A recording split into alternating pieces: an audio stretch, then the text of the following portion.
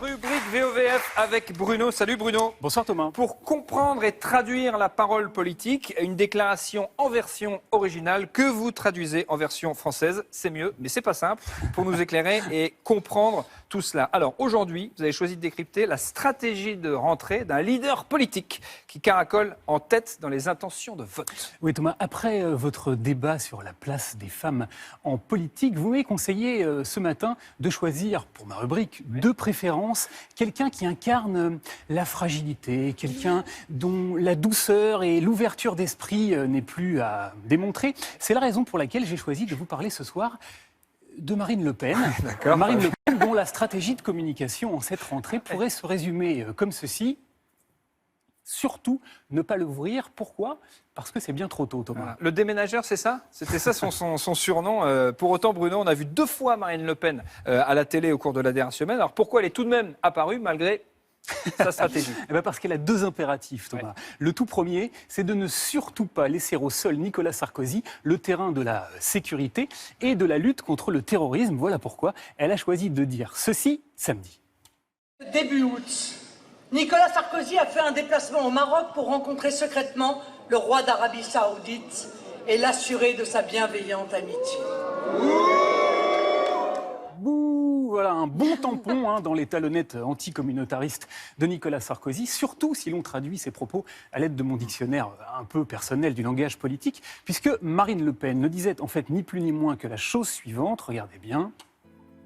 Sarkozy vous dit qu'il va lutter contre le terrorisme, mais il est cul et chemise avec les pires promoteurs de l'islamisme. D'accord, c'est tout de suite beaucoup plus clair. Bruno, ça c'était la dernière sortie française pour Marine Le Pen, mais mercredi dernier, elle a aussi donné une interview à CNN, aux Américains. C'est vrai Thomas, Marine Le Pen était aux Amériques, oui, carrément. Et pourquoi qu'elle était aux Amériques ? Pour tenter de conquérir une légitimité, mieux que ça, une carrure, monsieur, internationale. C'est la raison pour laquelle elle s'est payée le luxe de répondre ceci à une petite question qui lui était posée sur Donald Trump. Peut-être le point commun qui existe entre nous, c'est qu'effectivement, nous ne sommes pas du sérail, nous ne participons pas du système, nous ne dépendons de personne. Voilà, ce qui, in French, in the text, in the VOVF, signifie... Cherchez pas plus loin les gars, l'équivalent français de Donald Trump, c'est Bibi. D'accord, carrément. Alors, pour quelle raison, dites-vous, mon cher Bruno, que Marine Le Pen court après une légitimité internationale, puisqu'en l'occurrence, elle va voir ce qui se passe chez les Américains ? Eh bien, parce que pour être élue présidente de la République, mon cher Thomas, pour quitter les rangs de simples contestataires et accéder enfin au statut de véritable femme d'État, c'est quelque chose d'absolument indispensable. Et parce que, pour l'instant, ça lui fait cruellement défaut. Alors, je ne sais pas si vous vous souvenez de l'une des toutes dernières visites à l'étranger de Marine Le Pen. C'était en mars dernier. Ça se passait au Canada. Ça s'était très mal passé, d'ailleurs. Oui, ça s'est soldé par un fiasco retentissant. Regardez.